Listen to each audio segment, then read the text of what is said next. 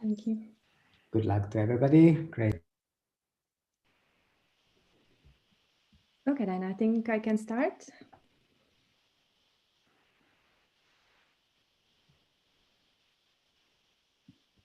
Okay, I will live, yes. So good evening, everyone, and thank you very much for joining us this evening for the event 25 Years Dayton, Arts and Politics in Search of Responsibility. My name is Claudia Zini, and I am the Director of Kuma International in Sarajevo. It is my pleasure to moderate this event that brings together artist Adnan Softic, writer Alida Bremer, and journalist Peter Mas, and it is implemented with the support of the Goethe-Institut Bosnia and Herzegovina and Erich Boll Foundation in Sarajevo. This evening, we are going to watch the premiere of the video performance titled The Silent Waving of the Spirit, made by Adnan and Nina Softic in cooperation with actress and artist Mateja Meded and composer and artist Daniel Dominguez Teruel. It is not by chance that this event is happening today, the 29th of November, which used to be the day of the Republic of Yugoslavia. As Adnan reminded me earlier today while we were briefing about the event, 2020 marks 29 years since the beginning of the disintegration of Yugoslavia in 1991, and also 25 years since the Dayton Peace Agreement that was signed in 1995 to put an end to the Bosnian War. 25 years after the end of the Bosnian War, nationalistic rhetoric is still widespread in the region and beyond, and it is used as a tool to manipulate the public. As Bosnian writer Alexander Hammond put it, we are now in the midst of a global epidemic of Islamophobia and white nationalism. The expectation that culture should have a role in the reconciliation process, it is rising, but it's also disappointing when its contribution results in further divisions within society. This evening, after watching the video performance that will last for about 20 minutes, we will discuss the role that culture can have in the reconciliation process, but also the relationship between art, freedom of art, and responsibility. I would like to ask our guests now to briefly introduce themselves before we start watching the video, or just say a few words. As I said, here with us this evening, there is Alida Bremer, who is a writer from Croatia, also living in Germany, where she is one of the most important mediators for Croatian literature. We also have journalist Peter Mas from the United States, who wrote an award-winning memoir about the conflict in Bosnia titled Love the Neighbor, A Story of War. And then, of course, Adnan Softic, an artist from Bosnia, living in Germany. Perhaps, Alida, you can start, tell us a bit more about you, and then I would ask Peter to say a few words. And Adnan, if you can tell us a bit more about your research and art, and about how this project came about, just giving us a little bit of background before we watch the video performance. Good evening to everybody. Yes, I was born in Split in Croatia, and I studied in Serbia, in Belgrade, and in Italy, and in Germany. And today I live in Münster in Germany. I'm literary translator and critic and writer. And it's maybe interest to tell that I'm member of the Croatian and Bosnian and Herzegovinian Pen Center. And I have very many connections to this region. First of all, literary connections. I know very many writers because of these translatings. And so it was also in the time of the first travelogue by Peter Handke that I translated the first reactions into German. It was Serbian author Bora Ćosić who criticized this first travelogue in Germany, and I translated it immediately for Frankfurter Allgemeine Zeitung. Or, for example, as Peter Handke was in Den Haag to visit Milosevic, it was Croatian author Slavenka Drakulic to write critic about this essay of him. And I translated it also into German. So I was involved in debate, but as a translator, because some very famous authors from the region wrote these critics. It was interesting for me to object that, to see that these very famous authors, Bora Ćosić and Slavenka Drakulić, are really very known, and also Javad Kara-Hasan and another important authors, wrote texts against his vision of this region, but somehow nobody in Germany was really impressed by it. So it was in this time, it was first a wave of critics, that all these people who wrote very serious critics was not being took so seriously from the German cultural scene.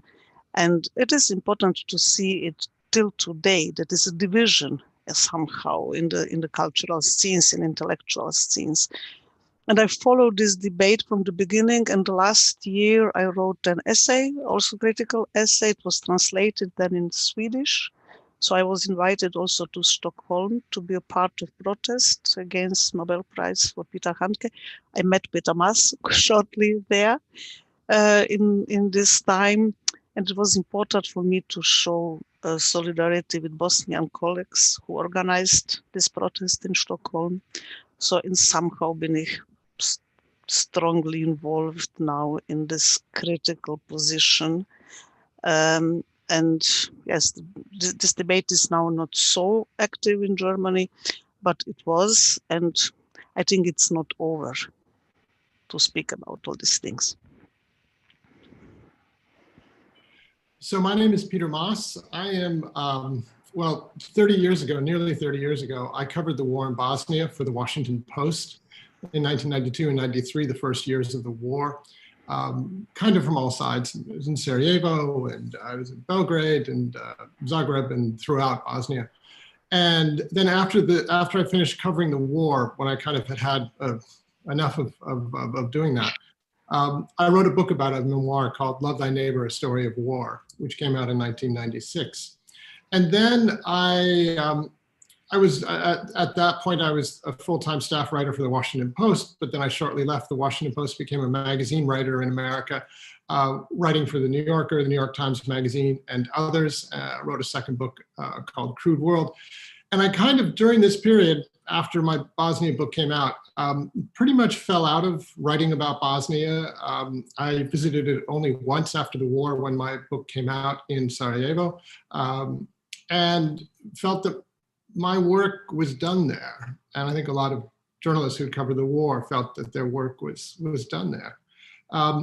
When Peter Handke, the Austrian writer, was awarded the Nobel Prize in Literature last October of 2019, it was a jolt to me, because I had thought that these tales of genocide denial that Peter Handke has embraced in many of his books were so discredited as to never going to see the light of day in any kind of respectable forum. Yet the Swedish Academy, which decides the Nobel Prize for Literature, awarded it to Peter Handke. So I wrote a very quick story on the day of that announcement, and that led to me writing many more stories, I think a total of 9, about various aspects of the wrongs that had been committed by the Swedish Academy in awarding the Nobel Prize to Peter Handke. And so I think that led to just a greater awareness and consciousness in myself, as well as in other journalists and individuals, about the durability of these lies that I was naive. I thought that they were had been pushed to the margins and would forever remain there. And obviously I was wrong. So here we are talking a little bit now about Peter Handke. So thank you, Peter. Thank you, Alida. Thank you, Claudia. My name is Adnan Softic, and Nina, she's working together with me, and we are also, she's my wife, my partner. Nina and I have been studying the relationship between art and violence for many years, and also how aesthetics can contribute to destroying open forms of society. And one of our last projects focused on the city of Skopje, and Skopje is, for example, a real European city, where with Macedonians, Albanians, Roma, and many other communities living all there together. But since 2013, this complex history of the city is going to be replaced by a new imagined ancient past, which is very homogeneous, and the architecture and the art and the choice of aesthetics play their key role.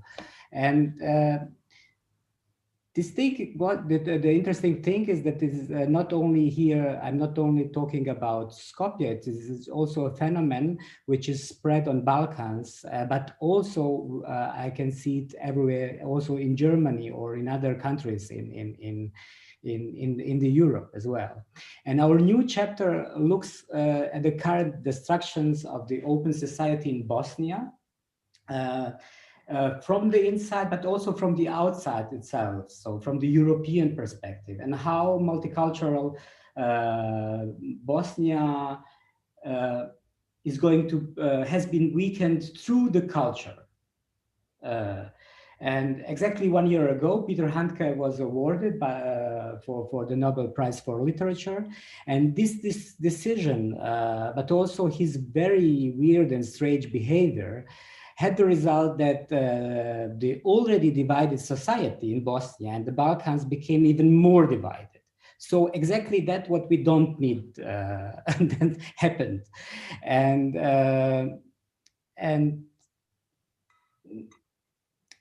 now we are 1 year later, and many people are saying like, this is obsolete and we don't need to talk about anymore. So the story is finished. But we had this already twice or three times happening with that we thought that the things are just like kind of gone, and it's a kind of guff that happened and it's not going to repeat itself. But now we are thinking and we are asking ourselves, what traces did it leave on us, and what do we know today? And the thing is, all problems have only grown bigger, and alternative models, what I'm looking for, or not only me, but many people, they cannot find themselves and they cannot be established on the political scene anymore. And nationalism is something which conquered really all areas of social life and seems without alternative, and everybody is in it. And now it is the question, what is the role of the art?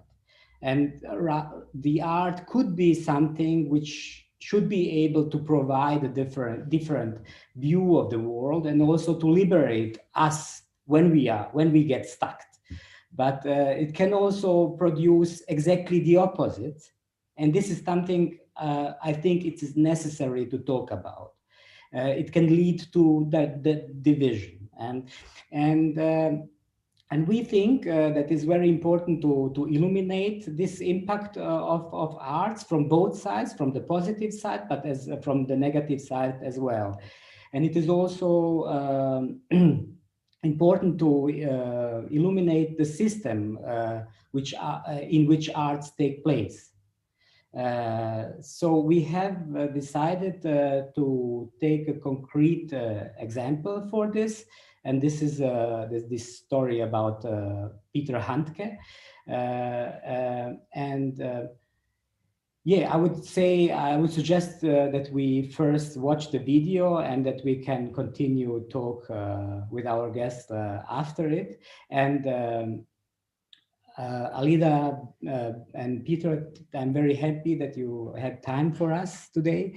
And I would also like, I want to thank to Heinrich Böll Stiftung and Goethe-Institut from Sarajevo.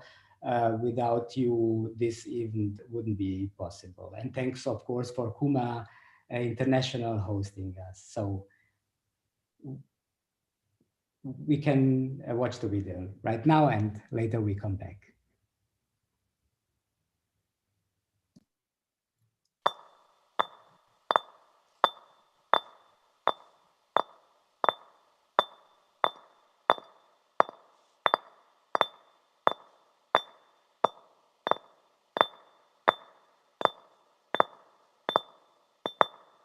wir diese Geister endlich loswerden, alles vergessen und nach vorn schauen. Das hattest du gesagt.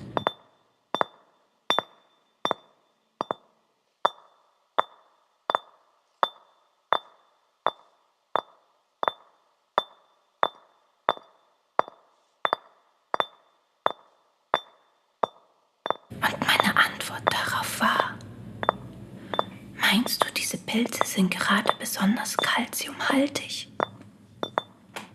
Von Menschenknochen, von denen, die geflohen sind oder denen, die man nie finden wird. Vielleicht befinden sich die Knochen immer noch unter dem Laub. Riechst du was Eigenartiges, wenn du die Pilze in die Pfanne legst? Schmeckst du was? Kannst du sie essen? Du sagtest, ich trage Gift in mir. Wir sind nicht in Visegrad oder sonst wo im Drinatal. Wir sind in Deutschland und das ist ein deutscher Pilz. Du hast es, dass ich jeden unserer gemeinsamen Spaziergänge zerstören muss. Meine Erinnerungen bringen dich zum Schweigen, weil dir nichts anderes übrig bleibt, nachdem ich dich mit Grausamkeiten geerdet habe. Bin ich etwa immer noch ein Flüchtling, der mit Todesgeschichten alles andere einschüchtern darf? Ich adressiere falsch und projiziere den Weltschmerz auf die Gegenwart, auf meine Mitmenschen, auf diesen Wald, der mit Bosnien nichts zu tun hat, außer dass eine Bosnierin darin herumirrt und projiziert. Projektionen. Der Schuss, Gegenschuss. das Kino im Kopf, und die Kriege im Hinterkopf. Meine Wunde ist ein Königreich. Das ist der Film. Vorlage für die kommenden Gemetzel. Die Erinnerungen sind Brutstätten, die die Trauer in Wut verwandeln. Und später in Hass. Es müsste aber ein anderer Verlauf möglich sein. Die Kette muss unterbrochen werden. Ich habe Angst vor der Kraft der Erinnerungen. Das Vergessen fürchte ich aber noch mehr. Visegrad, Nie Visegrad. Es gibt aber kein Visegrad mehr. Es gibt keine Stadt. Eine Stadt, in der alle willkommen waren, wurde zerstört und wurde so zu einer Illusion. Zerstört wurde sie von den Menschen, die von ethnischer Reinheit träumten, weswegen sie Probleme erfinden mussten, die es in der Wirklichkeit, also in der Stadt, so nie gegeben hat. Nur so konnten sie zerstören. Sie waren Träumer, vielleicht auch Waldspaziergänger. Romantiker, Poeten. Jetzt sind ihre Träume Wirklichkeit und unsere Wirklichkeit ist nur ein Traum. Der Jugo-Horror ist ein unterirdisches Geflecht hauchdünner Fäden, wie bei den Pilzen, die immer wieder eigenartige Auswüchse erzeugen. Man weiß nie, wann und wie sie kommen werden.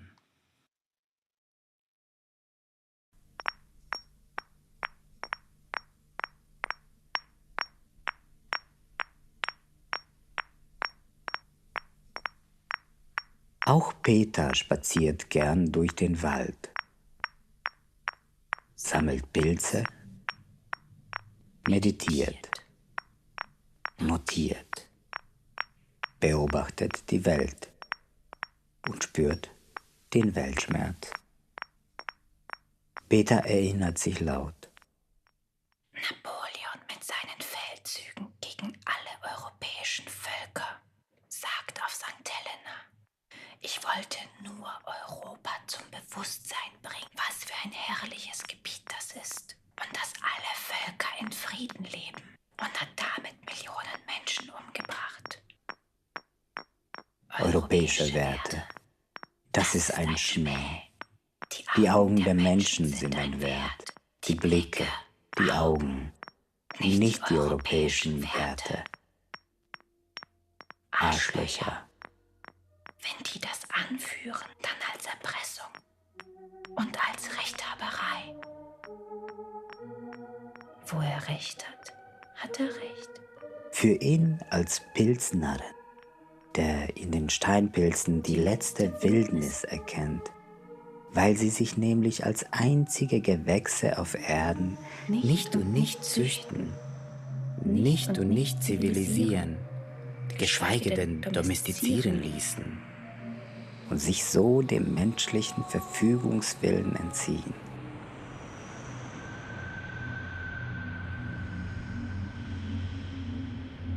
Es scheint also nichts Besseres zu geben, als diesem zivilisierten Nest mit Wildnis zu begegnen, mit dem Unzähmbaren. Walden, für die Wilden. Für wen denn sonst? Nicht doch für die europäischen Werte.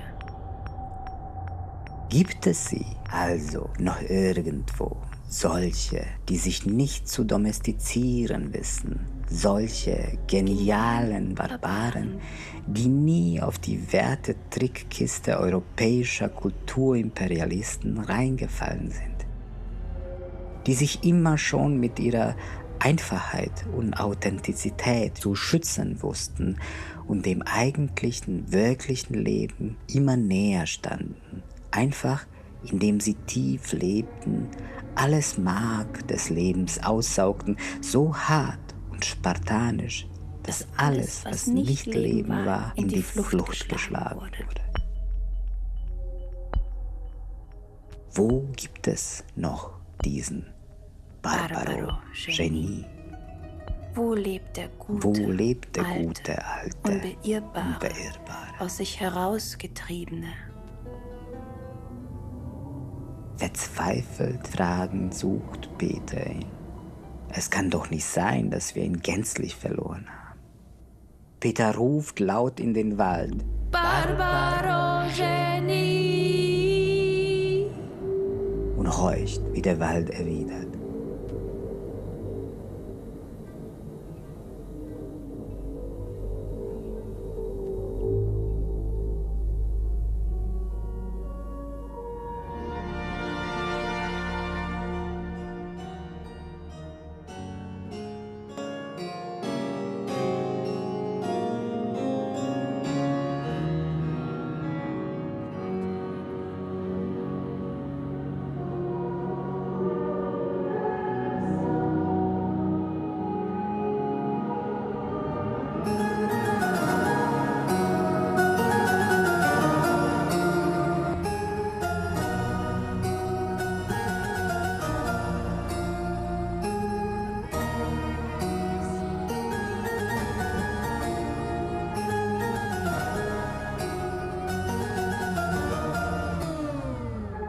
Ein magischer Moment.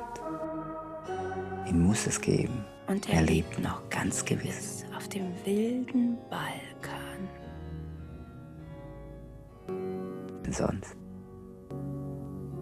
Was für ein Glück, noch bevor die Reise überhaupt losging, erschien genau das, wonach Peter unbedingt gesucht hat.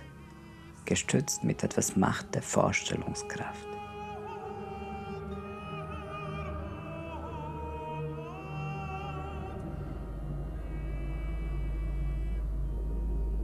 Peter hat eine Rezeptur. Nimm die Chetniks und stelle sie dir als Serben vor. Nehme dann Serbien und stelle dir vor, es wäre Jugoslawien. Nimm noch etwas Serbenvolk und stelle es dir als eine Steinpilzfamilie vor. Stell dir vor, dass die ganze Wut, die die Weltgemeinschaft auf ihre nationalistische Politik hat, nur ihrer Nicht-Domestizierbarkeit zugrunde liegt. Dein Bild ist nun fertig. Nun fahre dorthin und lasse es dir bestätigen. In Visegrad, in Srebrenica, im Drinatal, Mit Laub wurden die Massengräber bedeckt, mit Baggern erneut ausgegraben, abtransportiert, verteilt, wieder begraben. Und so mehrere Male hintereinander, damit man nichts, aber auch wirklich gar nichts jemals finden kann.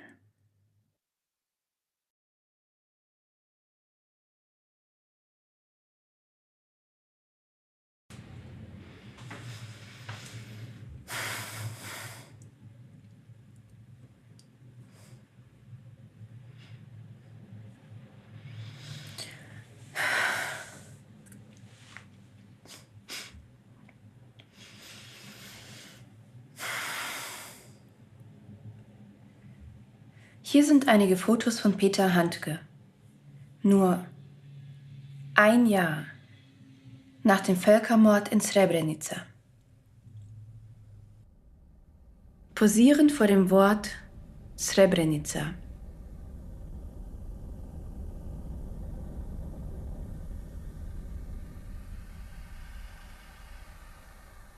Schnaps trinkend in Srebrenica.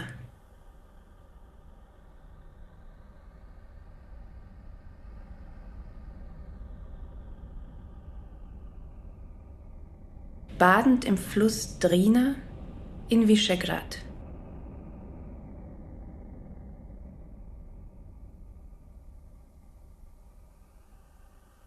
Am Fußballplatz als ein Barfüßiger in Visegrad.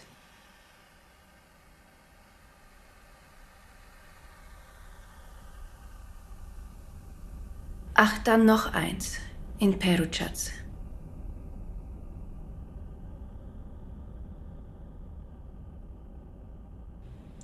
Als der Wasserspiegel des Peručac-Stausees 2010 wegen Wartungsarbeiten an den Turbinen abgesenkt werden musste, kamen entlang des Ufers rund 200 Leichen zum Vorschein. Die fast ausschließlich bosniakischen Opfer, darunter ein 3,5-jähriger Junge, waren im Sommer 1992 nach ihrer Ermordung in die Drina geworfen und dann in den Stausee geschwemmt worden.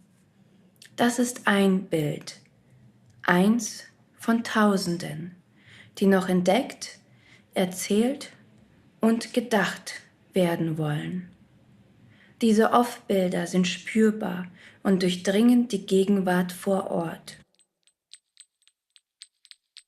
Ich war genau in der Gegend, als ich über die Entscheidung der schwedischen Akademie hörte, wer den Preis für Literatur bekommen wird. Es ist eine grundsätzliche Frage, ob sich das künstlerische Werk und das politische Engagement voneinander trennen lassen. Ich kann beiden Argumentationen folgen, nur die Bedeutung und die aufgebaute Aura, die diesen Preis so weit leuchten lässt, speist sich ausgerechnet aus einem humanistischen Selbstauftrag. Ein Preis für diejenigen, die im vergangenen Jahr der Menschheit den größten Nutzen erbracht haben. Wie war das diesmal gemeint? Ein weiterer Zyniker, den die heutige Welt unbedingt nötig hat? Handke schrieb seit 1995 eine ganze Reihe von Texten, die ich damals als unfassbar dumm und gefährlich hielt. Er verwechselte das zusammengebrochene Jugoslawien mit Serbien, Tito mit Milosevic, romantisierte, verklärte die Armut, als wäre sie Utopie, als wäre sie gewollt. Er kam in das Drina-Tal und leugnete das Geschehene. Genozid, Massenvergewaltigung, Massaker. Und verteidigte seine Haltung mit ganz einfachen Worten. Schiebt euch eure Betroffenheit in den Arsch. Oder ich bin Schriftsteller, komme von Tolstoi, ich komme von Homer, ich komme von Cervantes und lasst mich in Frieden und stellt mir nicht solche Fragen. Er spielte den hemmungslosen Faschisten gleichgültig in die Hände, Sie feiern ihn heute wie einen Messias, behauptend, ihre Gerechtigkeit werde allmählich siegen. Für sie und für die neue Weltordnung wäre dieser Nobelpreis gemeint. Und womöglich stimmt es auch. Handke sagte, er sei glücklich, weil sich Serben jetzt freuen können. Doch Serben freuen sich überhaupt nicht, sondern nur serbische Nationalisten. Alle anderen Serben sind wieder einmal etwas unsichtbarer geworden. Vielleicht wusste er nicht, was er tat, obwohl er alles wusste. Er sah in den serbischen Nationalisten seine eigene, kindliche Metapher, in der er sich vom Rest der Leute in seinem Kaff unterschied und damals daraufhin seine Integrität formte. So in etwa verteidigte ihn der Schriftsteller Miljenko Jergović. Damals in den 90ern wollte ich glauben, dass es ein Ausrutscher war. 2006 legte Handke noch einmal nach und hält eine Rede vor dem Sarg Milošević vor mehr als 20.000 Anhängern mit Transparenten und Bildern von Milošević, Karadzic und Mladic.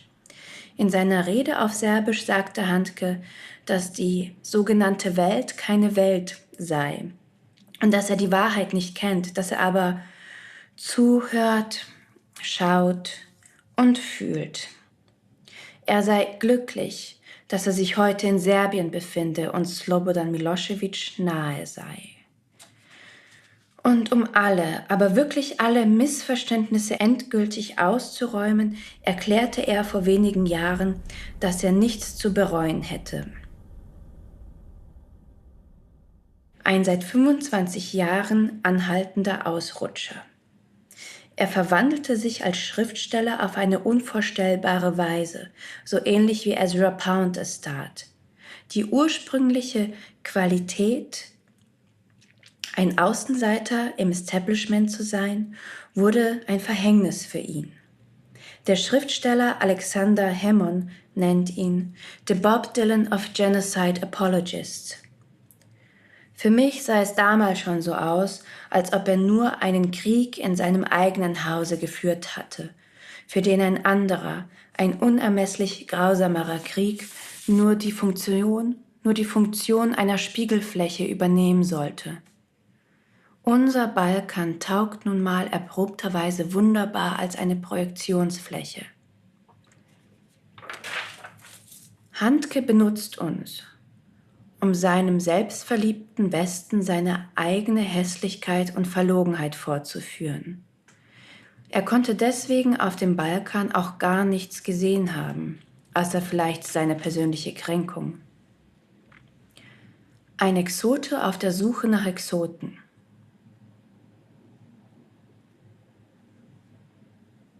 Doch wen kümmert der Balkan und seine Inhalte? Die Form seines künstlerischen Schaffens scheint so überragend zu sein, dass es für das Literaturnobelpreiskomitee größer ist als das Leben. Ein Vierteljahrhundert-Roman. Und mir kommen die Tränen. Fragende.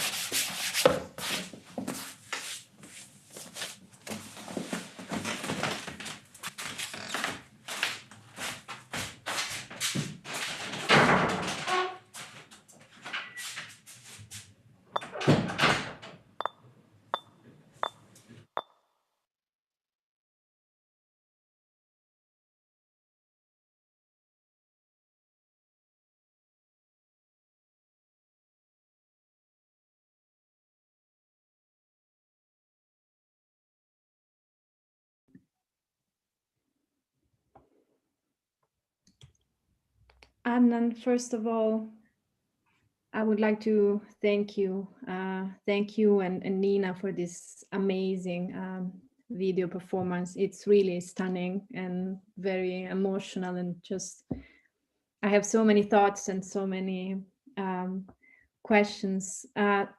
Maybe you would like to say something first, or Peter or Alida would like to comment, or maybe Alida or Peter, if you have a comment, just like we can start the conversation. Or we can start the conversation, yeah. For me, it was very important to hear the words genius, because I wanted later to tell something about the notion of genius, and this Barbaro genius too. And also it was important to me to stretch this idea. I'm coming from Cervantes and from Homer. So these points in this idea of Peter Handke as an author, as a writer, this imagination of a writer who stands above all another people, and the truth of one writer is more important than all another truths. So it was important to see for me. And also I know that Matea Medet, the actress from this video, she did some performance 1 year ago. And with this very sad clown face. And then there was a German writer who wrote this ridiculous clown or something to criticize her art, to deal with the problem. But he mentioned it so like only, it's ridiculous, without to ask why one actress from Balkans take this symbolic picture of a sad clown and something. And now I remember about it. And it is a really huge division between authors and writers from Balkans in Germany and German authors and writers in this issue. We are very, very far away from each other in this issue. So it's, for me, very interesting theme. One of the quotes that was in the video from Handke, and I believe part of it was from his kind of funeral oration for Slobodan Milosevic, it might have come from elsewhere, was about how, he's a writer, and as Alida kind of mentioned the quote too, I write about what I think and about what I feel. And obviously for writers, particularly fiction writers, they must have that freedom to write about what they think and what they feel, and they must be able to imagine and to invent and to create. But this is important, but when, as a writer, whether you're writing fiction or whether you're writing nonfiction, but even when you're writing fiction, if you're writing about a recent historical event of continuing debate, importance, and controversy that can engender violence, I think you have a responsibility to not just write about what you feel or what you think, but also to kind of check that against what really happened. If you're going to be making statements on paper about a genocide as recent as the one in Srebrenica, for example, you have a responsibility, if you're a writer, to not just free associate, I think. That is something that Handke and other writers perhaps do not hold themselves to. And the consequences of it are really quite disastrous. So, but it's a very tricky issue, obviously, because writers, particularly fiction writers, must have this ability to invent and to create and to play with characters, to play with time. But when it is an issue like this, genocide, contested ground, where actually the facts are known, even though they're still contested, they are known, it becomes a big problem.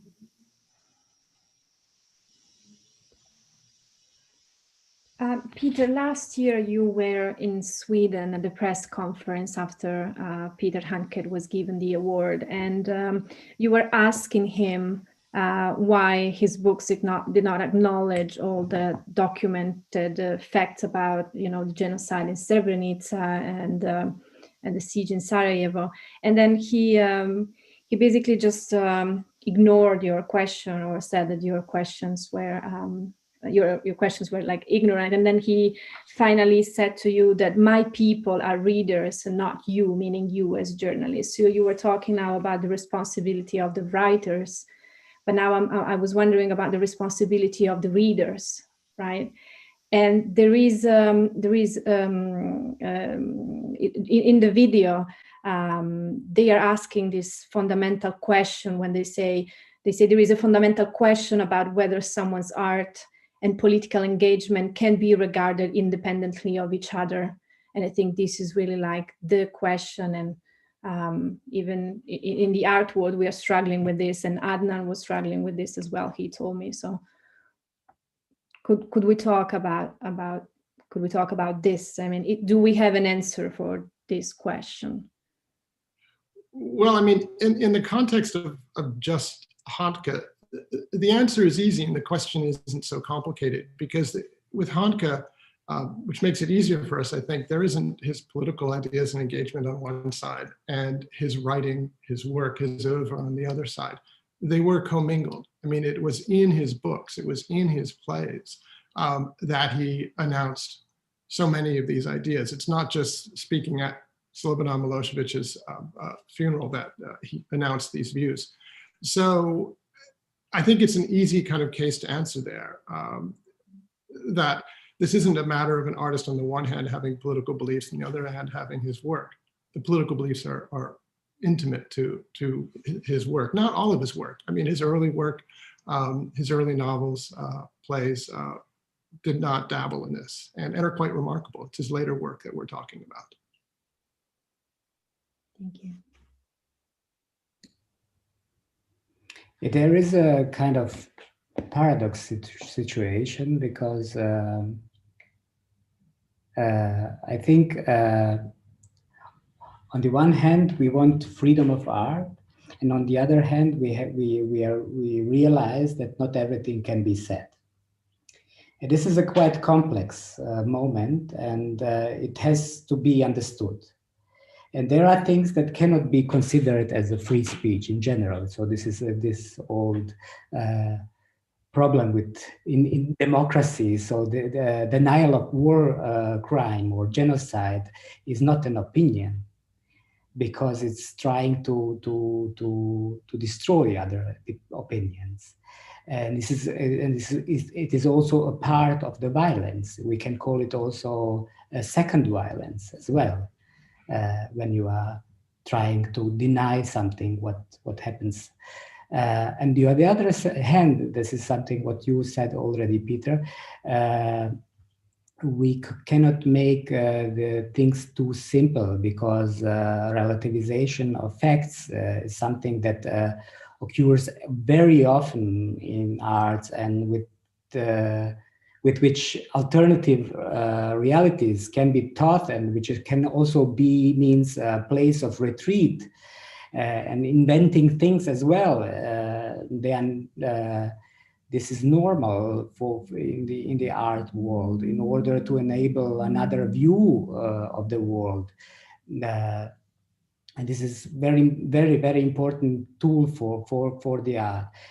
So it would be very wrong to say in the simple way fiction or fantasy is the problem. On the contrary, they can be very helpful for us to understand the reality. But there is this one thing where these creative solutions become huge problems, and where we need to be careful, and where we need to talk about and to observe everything. Namely, what does it mean to produce this kind of art against the background of arts or fascism?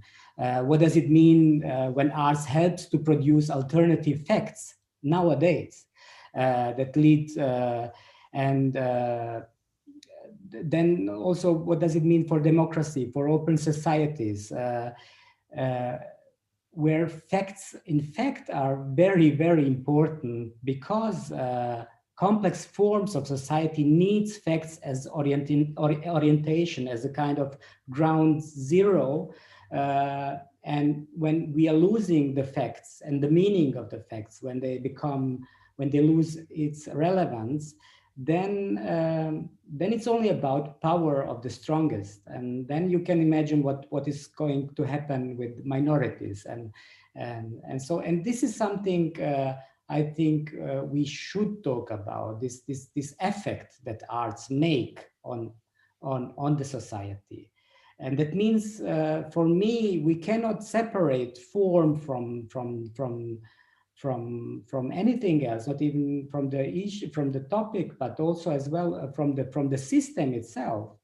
It's not only about Handke itself, who is kind of let's call him ignorant guy playing his own game, but it's also for me a very important question to understand how it could happen that committee in Stockholm made this decision. How it is possible because of the meaning of the prize. So, and this is something I think it is important. We cannot hear you, Peter. I think in many ways or most ways, it's not so much Handke's writing that was the problem here. It's the elevation of it, because and Alida and Claudia and Adnan, you probably are in a much better position to talk about Handke's kind of contemporary place in Western literature than I am. But in America, his early works, his early novels are well read, but he hasn't been a topic of discussion in America and American literature for quite a long time. His works on the Balkans, most of them haven't even been translated or weren't translated into English. When I started doing my kind of deeper research on this, I had to work with some German researchers, German translators to translate parts of his books because they didn't exist in English. I don't read German. I read French, and I was able to read some of his work in French. But my feeling is, or my impression is, that Handke wasn't a very large figure in kind of contemporary discussions, particularly political ones, particularly ones about the Balkans, in Europe, until he was kind of pulled out of semi-obscurity, or these works were pulled from semi-obscurity and given the Nobel Prize. And so I think that's why the Swedish Academy is kind of the main problem here, because there are lots of terrible writers who write terrible things. And they're not given Nobel Prizes or Pulitzer Prizes or whatever, and that's the way it should be. In some ways, let the market decide, not always necessarily, but there was kind of a verdict on Handke's later Balkan work, and it was that it was fringe. It was fringe theory, and it was discrediting to him, and it was discrediting. And it was the Swedish Academy that created this problem. Alida, I would like to hear your opinion. Also, before, when you were introducing yourself briefly, you were talking about your work as a translator in Germany and how there was no debate in Germany because so few people seem to know about his work, and it was like more like writer from the Balkans, like Slavenka Drakulic and other people, There were German authors and German critics who liked his early work, and in name of this early work, they just didn't want to hear that his books about Balkans and about Yugoslavia are full of false facts and ideologies. They're very ideological, and they're bad written. Because it's not possible to write good and great literature with bad ideology behind it. It's not possible. I think there is no one example in the whole world literature that one book with really ugly ideology and false facts is a good book. So, but those critics, those German critics, didn't like to hear it. They didn't like to prove it. They didn't want to speak about this problem because they liked his early work. And he wrote very nice books. For example, his novel about suicide of his mother. His mother killed herself in this very sad book. Also about this provincial life in Austria between Slovenian and Slovenian minority in Austria, and the mother with her German husband, and all these things are very good written. So he wrote some good books, and they didn't want to hear that his art also to criticize capitalism and the Western way of life, was he used Balkans, and he used his imagination about Serbia as a very clean, archaic society or something like this, but it's totally not true, and totally also for all my Serb friends are really disgusting about this thing. They are not archaic, I don't know what, but they used it to criticize Western way of life, and those readers that liked his early books liked this too, without to hear that the Balkan colleagues criticize these texts. I was telling a story the other day. We were talking with Adnan, and the other day when Maradona died, I had a friend in Italy, and he was telling me how a TV channel in Italy was playing the Kusturica documentary about Maradona that was made in 2008.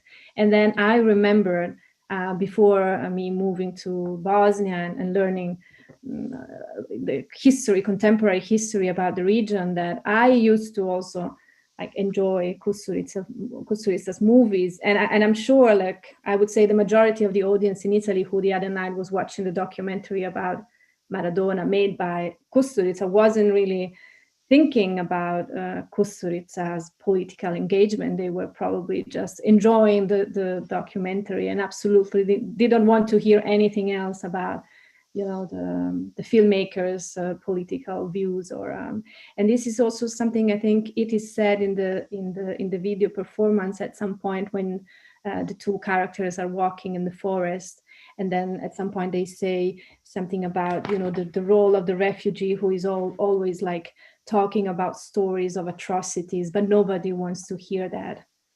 And then I was thinking, we were talking with Adnan about, you know, how it takes two artists from Bosnia now living in Germany who make a video performance about, again, you know, this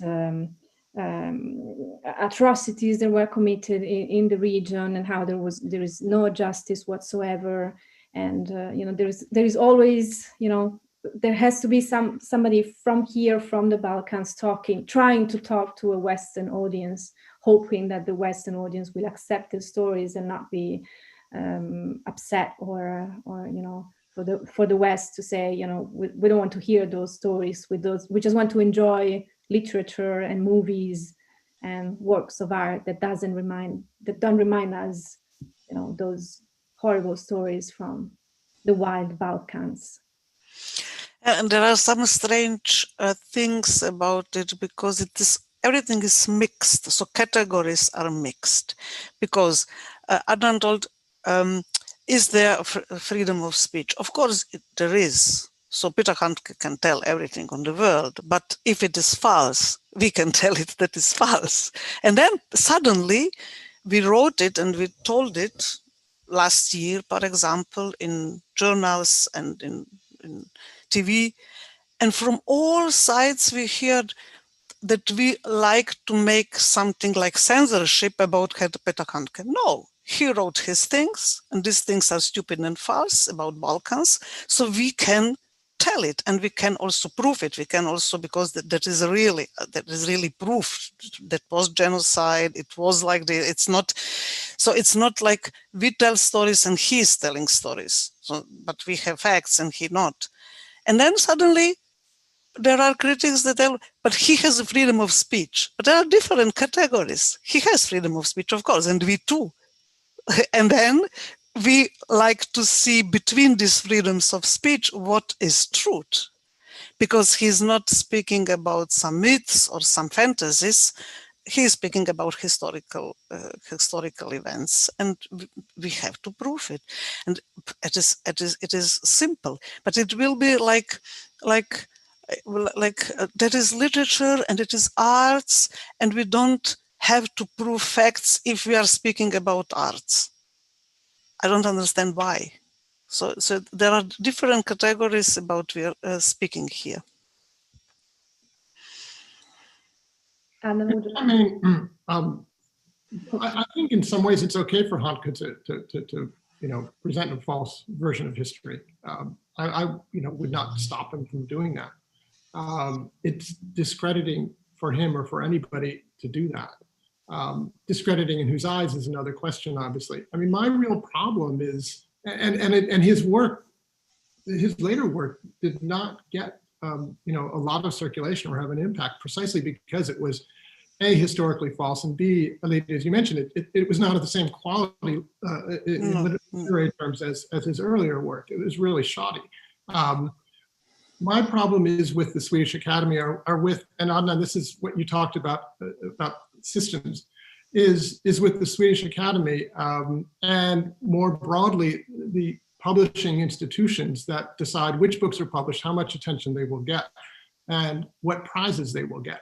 And when you look at the Swedish Academy in particular, what is the Swedish Academy that decides who gets the Nobel Prize for Literature? Well, it's a group of, there are 16 seats in it, people who are appointed for life, who choose their own successors, and who have no transparency, no conflict of interest rules that we're aware of, whose deliberations are entirely secret. And the result of that is that you get these decisions that represent, not noble ideas of literature, but the preferences and perhaps reflect also the friendships that exist in this incredibly tiny, homogenous, ethnically, religiously, etc. group that is in charge of this incredibly powerful award. And that setup of kind of inbred, tiny, appointed for life group of individuals is kind of the original sin of the corruption that led to the selection of Handke, but probably has led to lots of other faulty selections, not just in the Nobel area, but in other prizes. There's a really interesting story in the New York Times just a couple of days ago about the controversy that exists with the jury that selects the Prix Renaudot in France, which again, second most important literary prize in France. It's a jury, very small jury, people who are appointed for life and who choose their own successors. I just can't imagine any other Petri dish that would be more certain to produce corrupt decisions than one in which you have a small group of homogenous people who are appointed for life to make these momentous decisions. And that's something that would be, to me, kind of like, a key reform that has to be made in certainly the prize-giving institutions. Maybe we can also talk a little bit about this problem in general, not just to talk about Handke, because I think it's not only about Handke. And in this case, it's a very good case to understand maybe some models and how the things are working. But I would like to ask maybe Alida if you can name some examples maybe in Germany or in general, which you think that they are similar problems we are dealing nowadays in this. Yes, and it saddens me to see that in the last years in Germany are rising these discussions about freedom of speech and political correctness. They are mixed with these art values, what is art, and all this misused and misleaded from the right-wing writers and artists. So this discussion, there are important discussions. We have always to speak about freedom. We have always to discuss it. It's okay. But I have a feeling that these issues, and Handke somehow new highest point of it, and this decision of Swedish Academy is somehow not a good sign for our time. All these discussions are, in my opinion, lead to growing of right-wing intellectuals and right-wing writers. We have in Germany, we have some of them, and we can see how influential they are. some comedy people, and then some writers, and some former critical writers from socialistic times in Eastern Germany. And so they are now involved in really, I would say, really right-wing ideas. But always, if you try to criticize them and to tell them, okay, your literature is now very ideological literature and not art anymore, then they scream it is a freedom of arts. And so we are now really, or some of these comedians, they are always on edge to political incorrect things. So they speak against people of color or against Jewish people or something, and then it is funny, or they tell, no, this is not my opinion, but I'm mirroring the people. And so, but it is always like they try to move all these political correct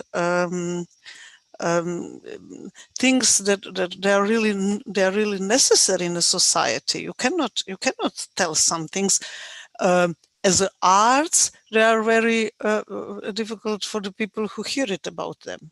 So it's Muslims, Jewish people of color. I can make jokes about them and then tell it is arts, but it's hurting them. So, and what is this art? What is this? It's not funny and it's not good.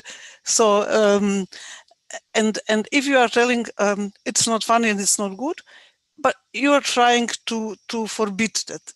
It's not forbidding, but it's aesthetical value of these things is not great. It's not good.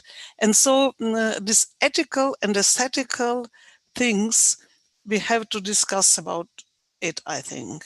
And then for me, if they are ethical not okay, then they are aesthetical also not of high value.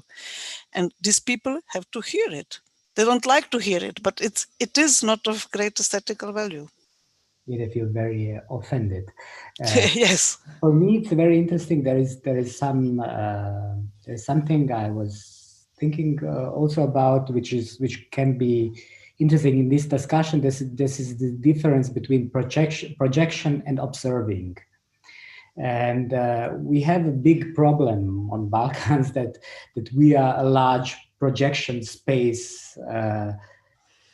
On the one hand, we are ourselves the one making projection and having false images of our history, and also false images of projecting false images on our neighbors. But on the other hand, there is also some we are being projected also from outside. And I'm now thinking on Edward Said and his term Orientalism. And there is also some adapted term, which is called Balkanism. And this is some image, and also Claudia, you were talking about that moment that our problems are in fact not that important, and that when we say stop, then we are the big party breakers, and we are kind of it's not nice to talk about that heavy stuff anymore. And please let us have some fun with all these things from there. And this is the thing where is this huge difference between West and Western world, which is reasonable and have control, and they can control themselves. And well, sometimes it constricts people, but and from the other side, we have this Balkans and Orientalism, and you can find their wildness, mystery, and so on. And this is something I really think. This is the old thing. We have this problem from the 70s in discourses, but I think we are still in it. We still need to talk about this moment of of this imagination of something. And what does it mean for the arts? If you have prepared setup and mind, what does it mean to observe the reality? It means for the art that you will not be a good observer. You have prejudices. And this is maybe the thing also we have now on Handke case, but this is also the thing Alida is talking about, when you have these guys who have a bad opinion about regarding minorities and having fun on that. And this is false, everything is false, but they are populist and they have audience which is quite large, and the audience likes also this moment. And now we are this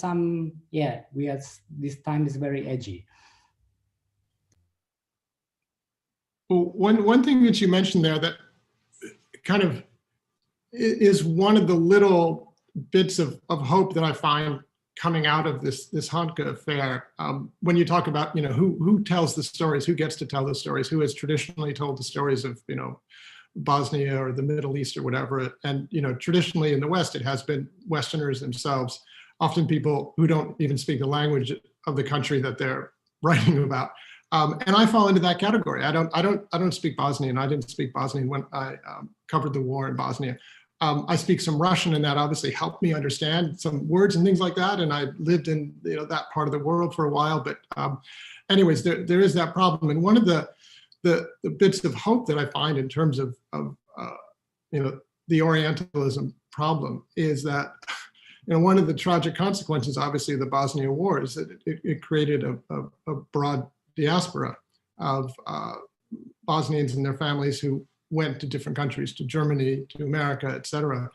And one of the things I noticed, and maybe as only the controversy about Handke kind of made me aware of what was actually happening, but there were all of these voices that I became aware of, the people from Bosnia who are now at American universities, who are writers of great prominence. I mean, the easy kind of ones to point to would be in Germany, Sasha Stanisic, and in America, Alexander Heyman. But there are many others, and I'm thinking here of professors. There's a wonderful series of essays called Yugosplaining that was published on the web a couple of months ago by a lot of these different people.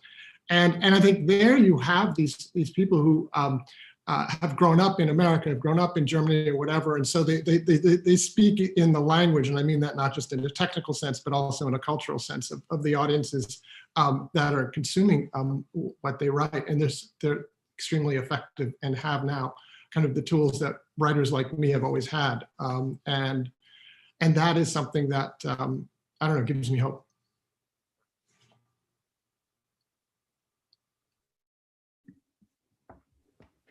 Adnan, I'm interested in, you were working on the project about Skopje.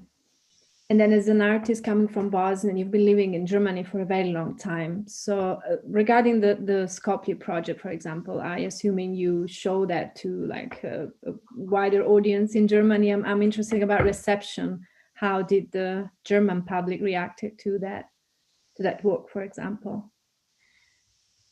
This is a big challenge for me as an artist to create models and artistic strategies to find out the way how can I reach the audience in Balkans, but abroad as well. And for us, it was interesting to frame the things in the correct way. So that means it's not the problem is not about Skopje. It's a phenomenon which we have maybe in Skopje, but it is going to appear maybe in Berlin as well, or in Warsaw, or and so on. And I had this frame in my mind when I was working on it, and I'm also trying when I work I'm trying to present the project in that sense that is not some strange Balkan issue. I think also that we are in kind of avant-garde to Europe. I mean, we had nationalism in the 90s, nationalism is now here. It's not a positive avant-garde, and it's not something that we are something special, but we are very mixed. And it is also the place where you can, which is quite complex, and it's a kind of small Europe. You have this moment, you know, where you can call it unity in diversity. You know, this European motto of everybody is together, and this is the Balkans. And in certain moments, the problems that you cannot that you can hide in the centers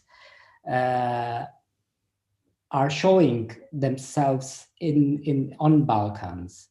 And now I also think that these problems we have regarding literature and arts that we have and also had before. For example, we didn't mention, but there are so many artists who were involved in this war. For example, Radovan Karadzic is also a kind of poet, strange poet, but he was a poet. Also, the Croatian Slobodan Praljak, who poisoned himself in The Hague. He was a theater director. Then we have Limonov, who shot with sniper on Sarajevo. So you have always, again and again, this connection between art and violence. And we can also, of course, say, well, it's just an accident. It happens sometimes, it's coincident. But I think it would be more exciting and necessary if we ask ourselves what kind of art these people are producing, and to see if we can already see the problem in it. And I'm trying to maybe find some knots on Balkan and to analyze them, but not only to serve the Balkan issue. I'm trying to connect it with the rest of the Europe. Of course, if we're talking, I had one very interesting situation that I was showing my film, Bigger Than Life, and there was an American professor which was joining. We met this even together at that night, and she was so sad after the film. Unbelievably sad. And then she started to talk, but she talked only about Trump. She had no idea about Skopje, about anything there, but she discovered, you know, there's some kind of mindset in it, and she felt she felt it by her own. And this is the moment when I'm very happy, when these things are happening, and when my artwork starts to join other phenomenons, and then we have some kind of interesting exchange, and when the things are next to each other, when we can compare things and observe them in some way. Maybe I can tell something. I agree with you, Adnan, that the people on the Balkans with their histories are really somehow avant-garde. It's, you know, First World War was began with attentat from Sarajevo, and all these nationalistic developments in the 90s that we are now facing in all over the world. They were also avant-gardistic first in Balkans, but I think it's normal because Balkans is a very small region with very many parallel worlds, and then it is small, and it's very narrow, and all good things and all bad things can be very, very intensive in this small region. So it's normal, but it's pity that the other countries and other societies don't watch it and don't take it seriously. That's a problem.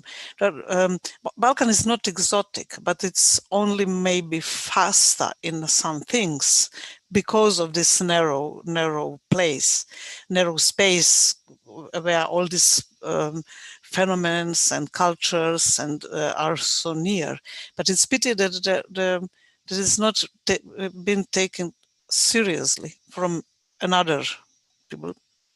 Only if they can exoticize or make this Balkanism like Handke did it, then they watch it, but not really. And Peter mentioned Alexander Hemon and Sasha Stanisic, and there are many other, of course, scholars and writers and artists who were refugees or children of refugees and now are important people in the world. And indeed, there is hope that they will change something, but it's very interesting that Handke, Peter Handke was really angry about Sasha Stanisic. And he didn't accept that there is a new voice from Germany, but with Balkan origin, a new writer. And it was Stanisic who made him so angry to tell to the journalists, let me with this shit alone. I come from Homer, from Cervantes, from Goethe. He wanted to make difference between him as a German writing writer from Austria, who is really important, like Goethe, and Stanisic, some refugee child, who is now writing, but not so important like him.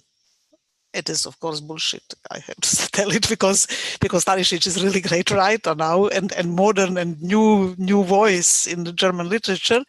But somehow it was the same way to not accept that this idea of genius, of writer like a national poet, national prophet, this idea is a romantic idea, but it's dead now.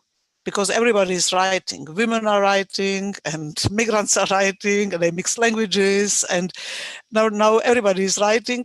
And there are no Cervantes or no Goethes more like national fathers of a father of culture, father of our language. It was very patriarchal idea of genius and the genius as an artist. And that is, we have now situation very, very huge democratization of arts. Everybody is writing, everybody is dancing and making movies and films and music from Africa to, I don't know, North Pole. Everybody is making arts and not only one genius in each country, you know. And this is something what made Peter Handke very angry, because there are voices like Alexander Hemon and Sasha Stanisic to criticize his position, and they know more than him.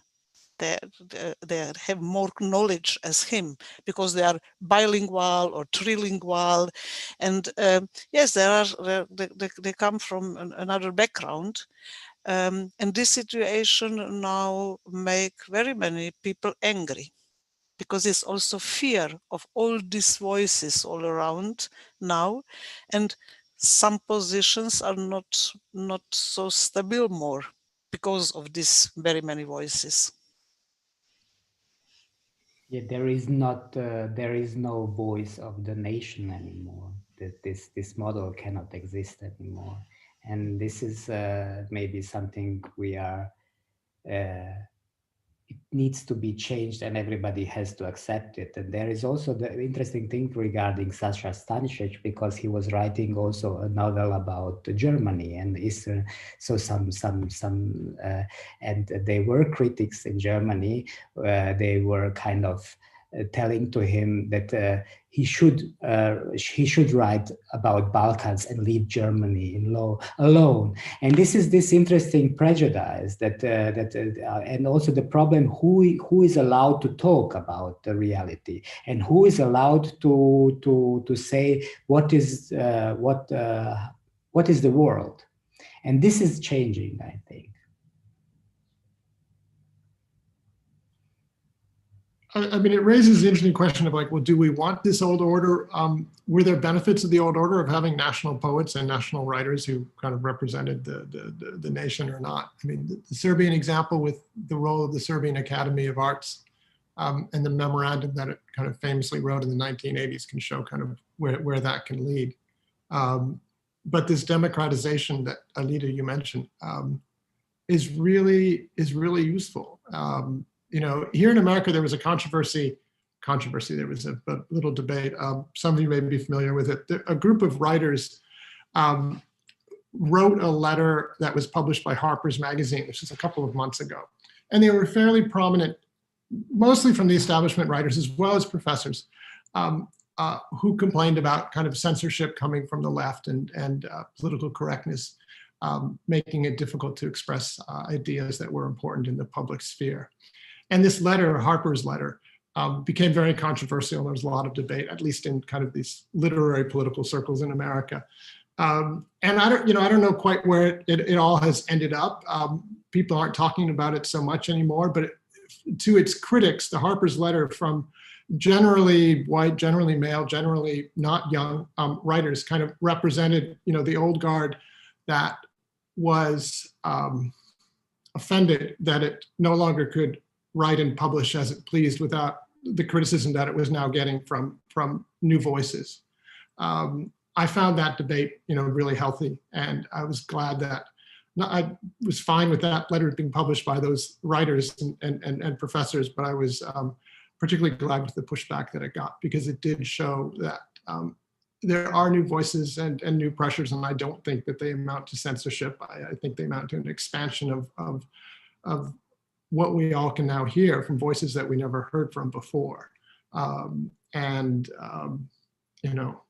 this gets back to the closeness of kind of these old systems, the Swedish Academy and others of that sort, that are being criticized and are being forced slowly maybe to open up.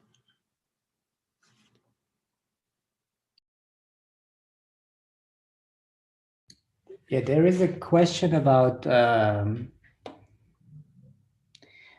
the role of maybe European Union it has to have, and regarding Balkans, and for me there is a question how what does it mean? After the war I had a huge expectation that we are going to be embraced as a complex society, and they are ready to learn.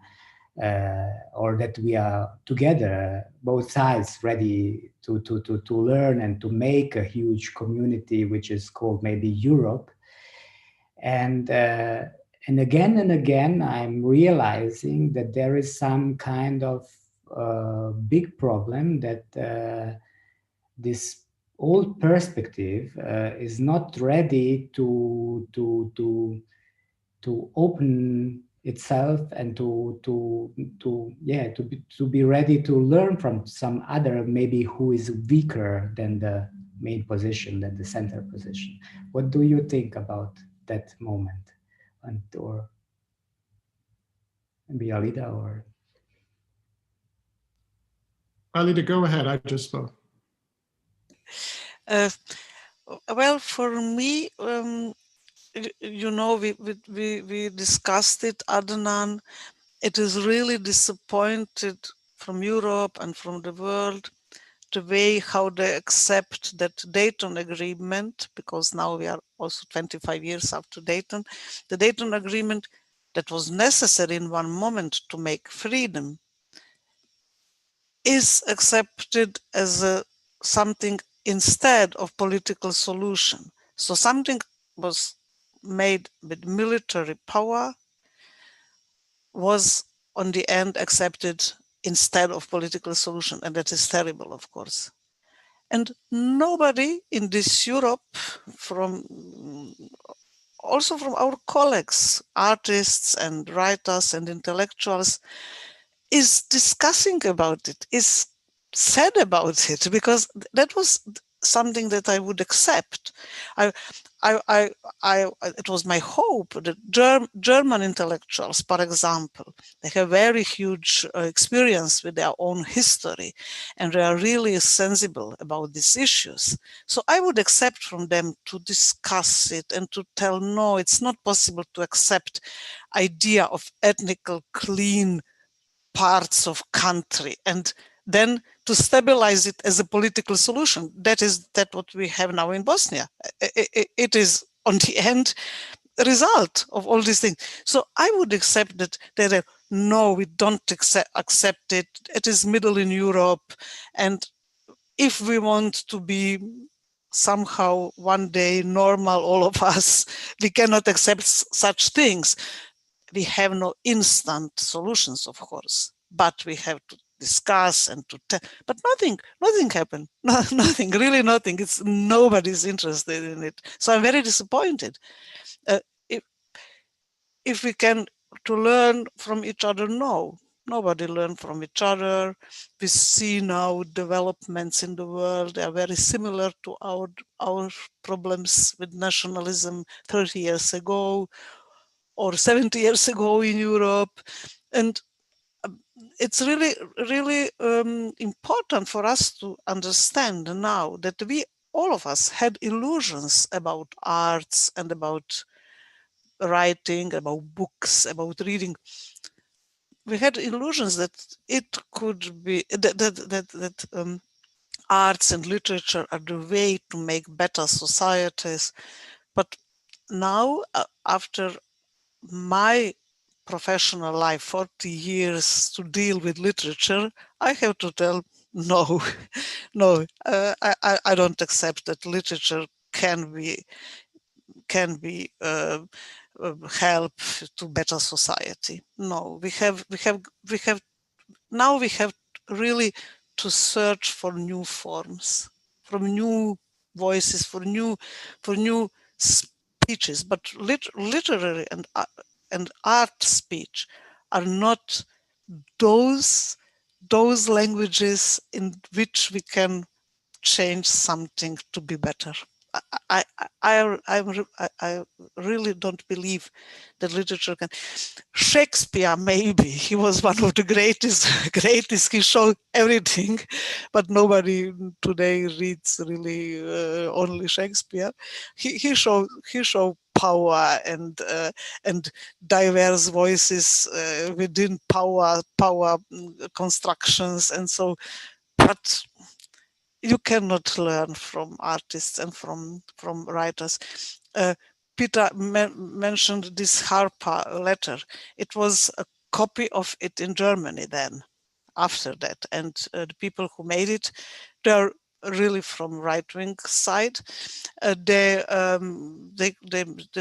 write, there is in America this Harper letter, and now we do it also because in our society so many censorships, and it's not true. They fake it. They just are speaking about censorship, but who is censorship? Censorship normally is coming from state. That is the notion of censorship, and there is no censorship in German state. So they are speaking about censorship.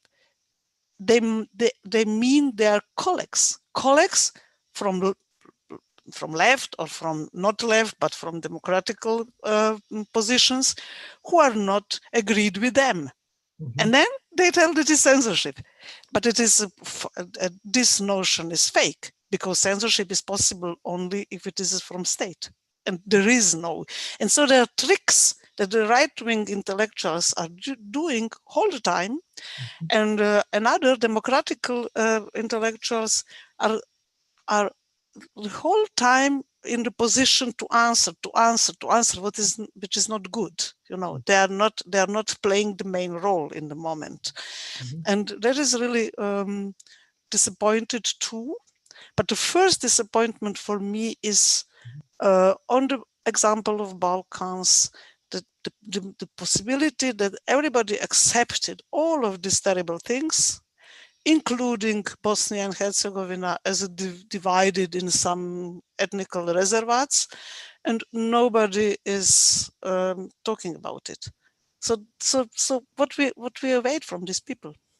There was something which was in the 70s. We had this idea of democratization of the world, and now this has changed, and now there is a term which is called stabilization. The democracy is stabilocracy, and this is the idea that some area in the world has to be quiet, and it doesn't matter what is going on there, which kind of dictatorship or whatever might happen there.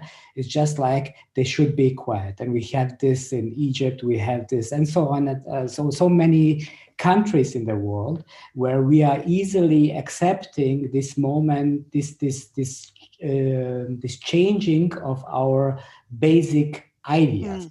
And I think this is going to have this boomerang effect and will come back to us or to the center of the Europe. And maybe the Trump is a very good example that it can come, to the very center of this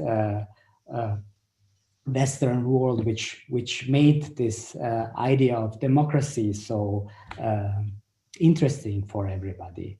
And when we are talking about the arts, the disappointing thing for me as well was this moment to realize that my artist friend are having the same structure in their mind, and that they also don't have this sensibility to the other. So this is that kind of strange otherness, which is quite dangerous thing we have. So, Peter, do you? Yeah, just something I wanted to, Alida said that I wanted to just kind of add to or slightly disagree with about kind of art and literature. I mean, although it may be just, we didn't have the time to go into more detail at that moment, but talking about art will not save us or literature will not save us. We should not have, false illusions about that. I agree with that. As categories, they're not going to. And we shouldn't, kind of put our hopes in them, just in the same way we shouldn't put our hopes in the international community saving the next Bosnia from its fate. But it certainly works of literature and works of art are being produced and will be produced that will help us enormously. There are writers and books that are, published here or published in your country that are illuminating, inspiring, and immensely helpful to those who read them. Works of art, movies, etc. So the categories aren't going to save us. It's like false gods believing in category of some general sort. But certainly individual works in these categories are going to help a lot of us. Of course, you are right. It was false formulated from me because there are so many writers. There are writers like our friend Peter Handke. They are, of course, they make it in another way, but they have also their readers, and that is okay like this. But of course, you are right. There are they are giving us so many, and it's totally okay that there are both of them there. I only would not have too many hope that it's possible to change the world with help of arts. We can help us with reading and writing and making arts, but the world, to change it with arts is, I think, difficult. If it would be possible, in Russia in the 20s, they have the best avant-garde of all time. And then after that came Stalin and killed them all. So, and they have really great arts in Russia on the beginning of the 20th century. And also in Germany, before Hitler, they had really great arts as best writers ever. But then some of them were killed and some of them have to flee to United States or somewhere, and many of them die on their refugee ways. So like by Benjamin or some. So it is difficult. There are not writers and artists to change the world. We have to have democratical processes and parties. They are capable to deal with everyday problems and with politics. And this is illusion that genius of artists can do something. No, it's also not task of arts, I think. So we have not to mix it. And some artists do it and like Handke too, and believe they can tell the last words of truth. But it's not something that the artists have to do.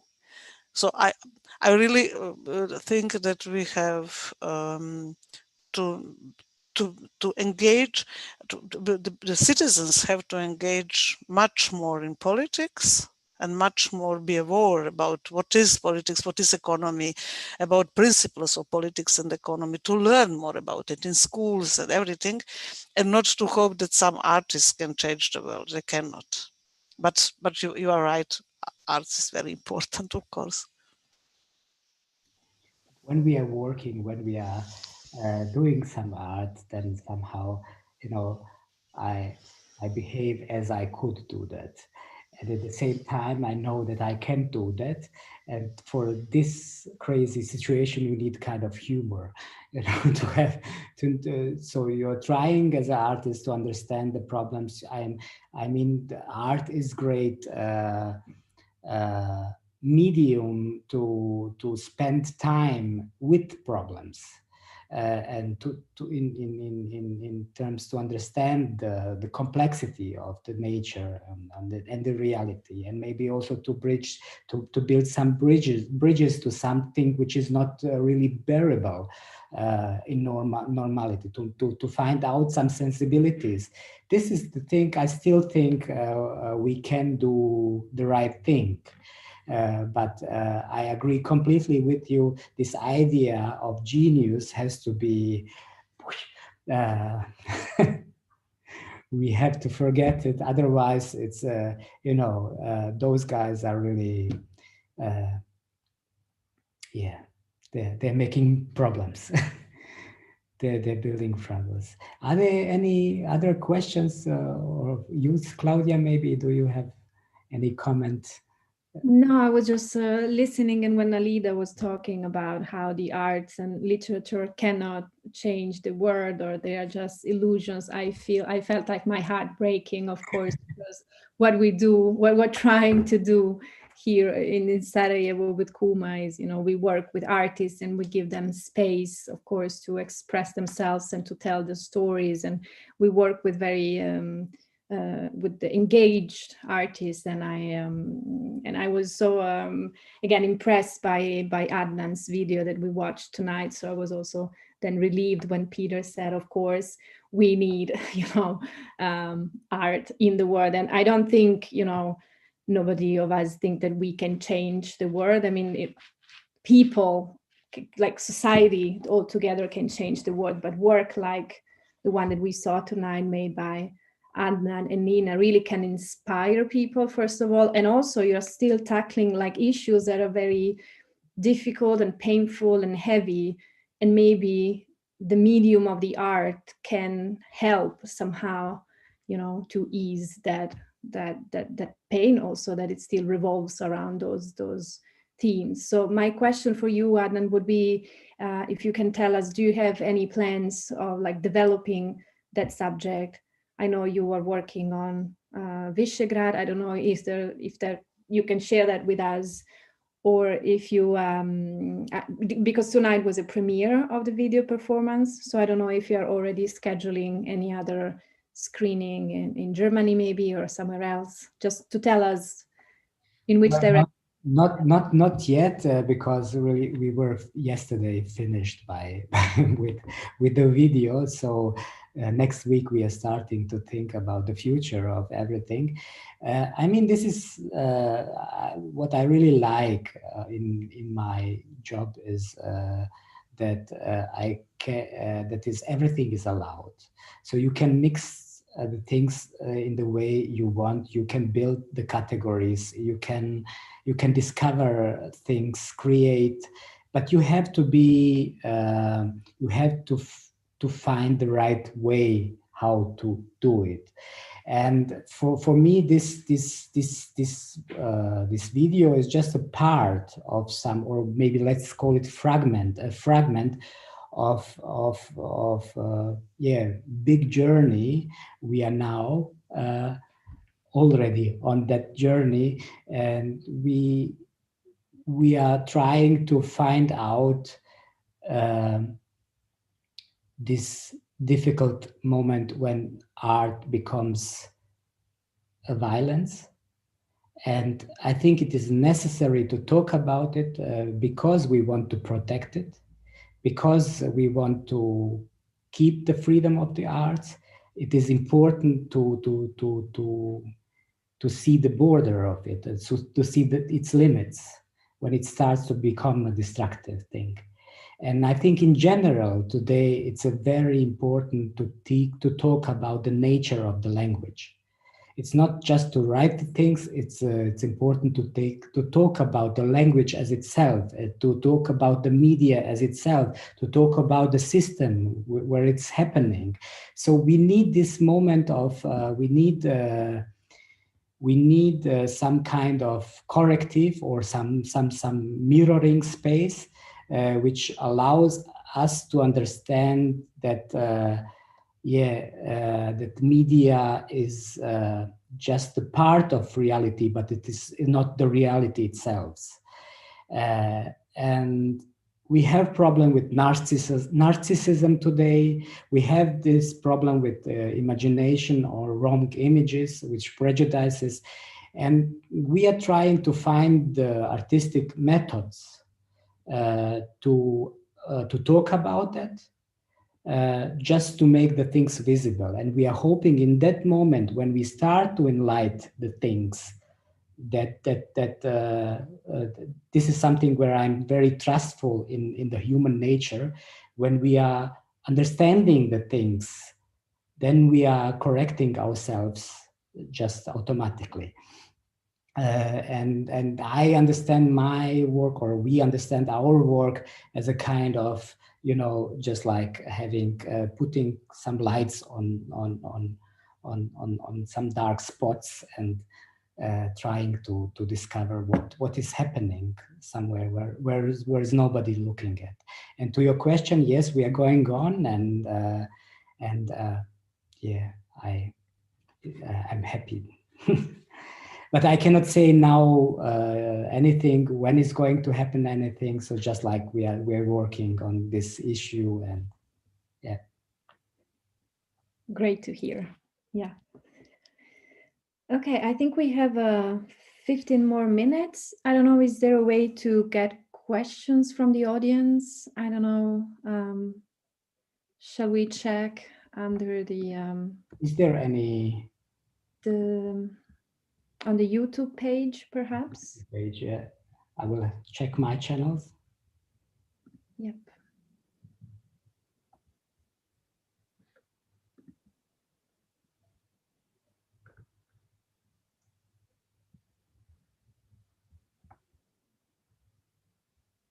I don't know.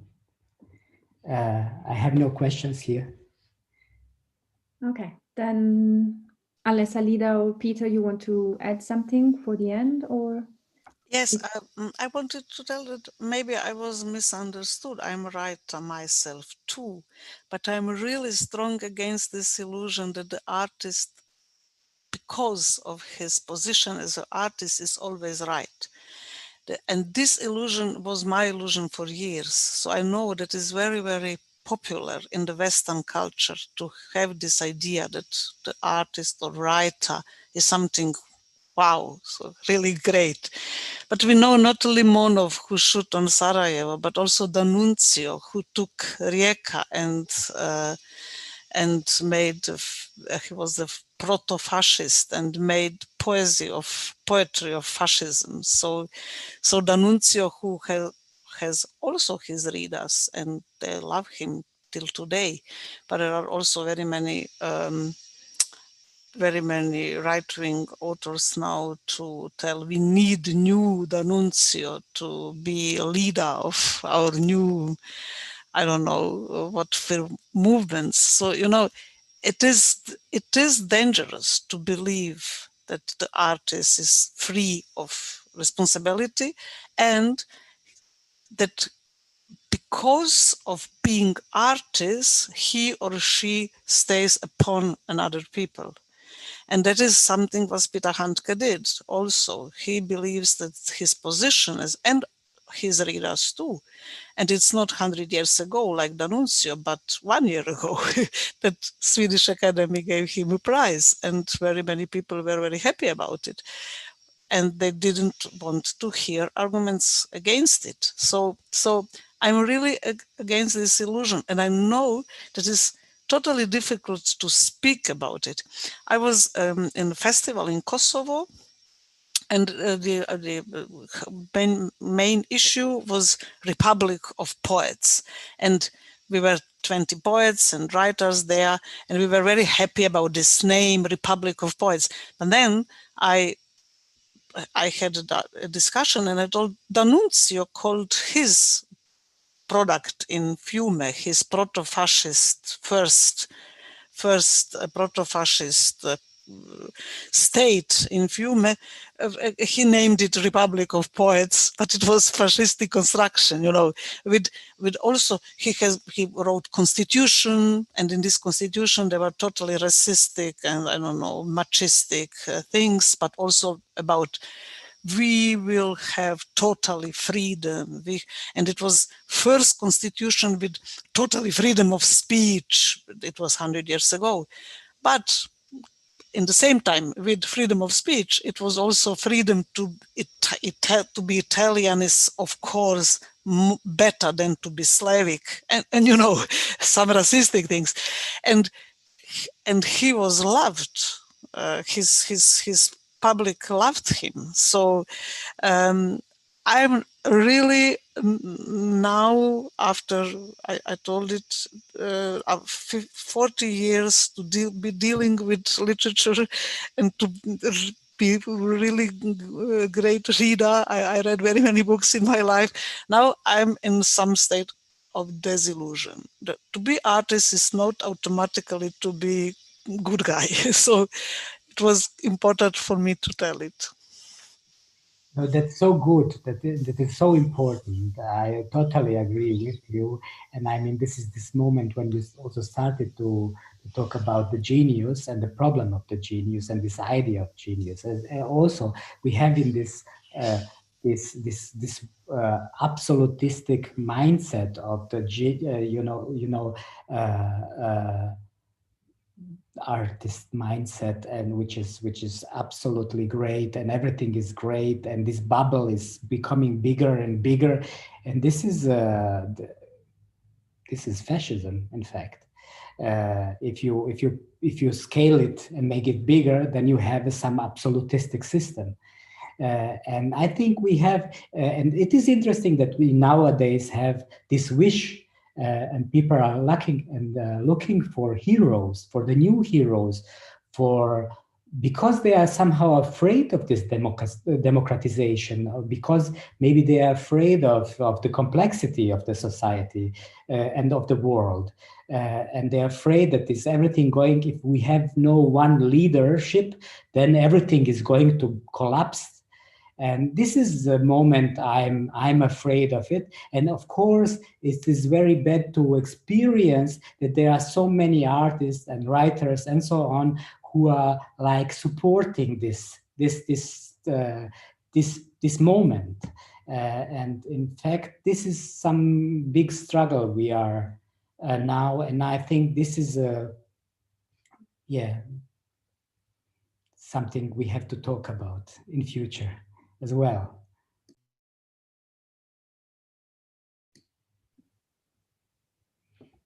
I think we can conclude the event then. On this positive note. Yeah. It's not possible to finish this talk, but I think there are so many things we can talk and go on with it, but we will never be finished. And I would say, no, I don't want to say anything as a final word. It's a final word. So thank you very much to three of you to being part, to helping this thing, or to helping me to understand maybe the things even more.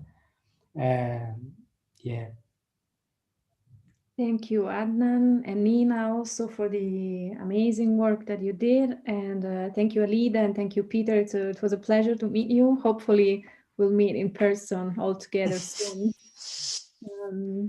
That would be great. Yeah. Thank you too. once again, thank you to Goethe-Institut Sarajevo, and thank you Heinrich Böll Stiftung. Thank you Matea Medet, thank you Daniel Dominguez Teruel, and of course Nina. It was very great to work with all of you. Yeah. So long, everyone. Goodbye. Have a good Bye. Bye bye. Ciao.